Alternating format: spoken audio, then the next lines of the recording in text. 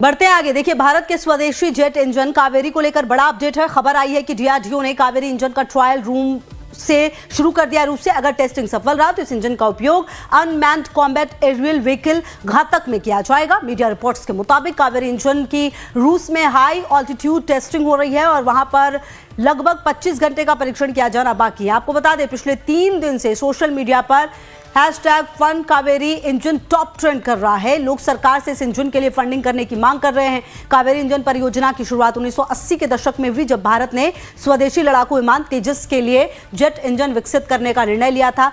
GTRE को 1989 में इस परियोजना की जिम्मेदारी सौंपी गई। GTRE ने कावेरी के कई प्रोटोटाइप बनाए, लेकिन इंजन से जितना थ्रस्ट पैदा होने की उम्मीद थी उतना थ्रस्ट नहीं जनरेट किया जा सका। अब इस इंजन को तेजस की जगह घातक UCAV में इस्तेमाल करने की बात हो रही है। तो आपको बता दें कि ये DRDO ने रूस में ट्रायल शुरू किया है। फंड कावेरी इंजन हैशटैग ये जो है वो लगातार ट्रेंड करता हुआ नजर आया है। और आपको बता दें कि अभी 25 घंटे का परीक्षण और बाकी है। जो रिपोर्ट्स ये कह रही हैं कि कहीं ना कहीं इसके बाद कुछ बड़ा फैसला जो है वो सामने आ सकता है।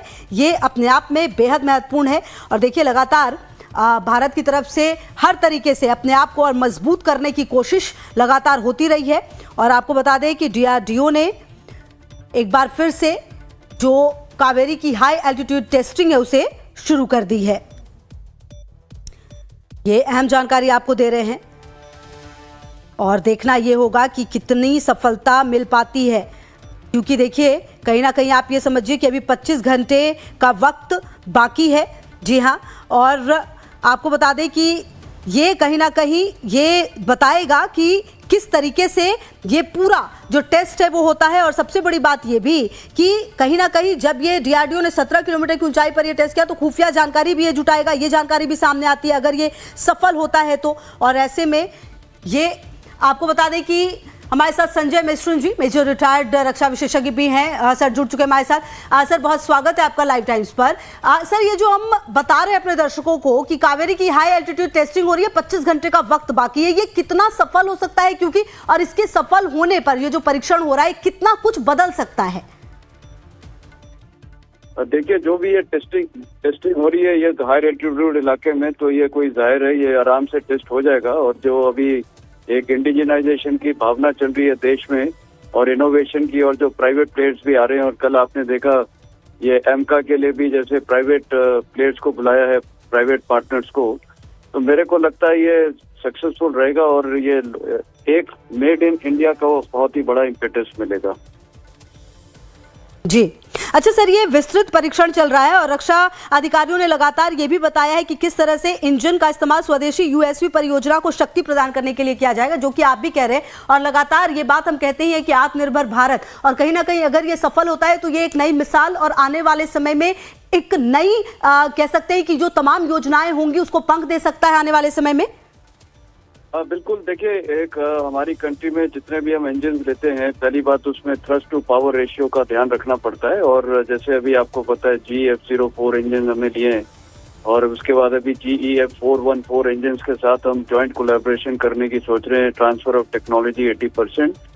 तो भारत में अभी मेरे ख्याल सबसे जरूरी चीज ये है कि चाहे टैंक्स के इंजन हो या कुछ भी हो, हमें एक स्टील मेटलर्जी और ये जितनी भी चीजें पे फोकस करके ये इंडिजिनाइजेशन इंजन्स बनाने चाहिए, क्योंकि किसी भी जहाज का सबसे मेन पार्ट होता है इंजन्स।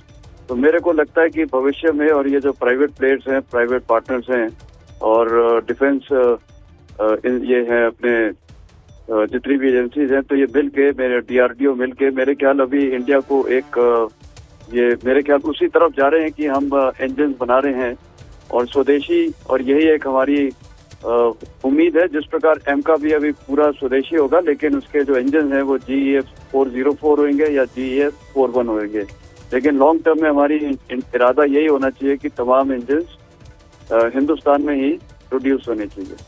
जी अच्छा सर, एक बात ये भी है कि भारत के जो लड़ाकू ड्रोन की ताकत को बढ़ाने की ये तैयारी अभी के परिप्रेक्ष्य में ये कितना ज्यादा जरूरी हो जाता है सर? ये और सिंपल हुआ, इसमें तो साफ जाहिर है। और आपने रशिया युद्ध देखा है, इसके लिए हमास युद्ध देखा है, और अभी हमारा तो बहुत ज़्यादा अहमियत है, बहुत ज़्यादा अहमियत है।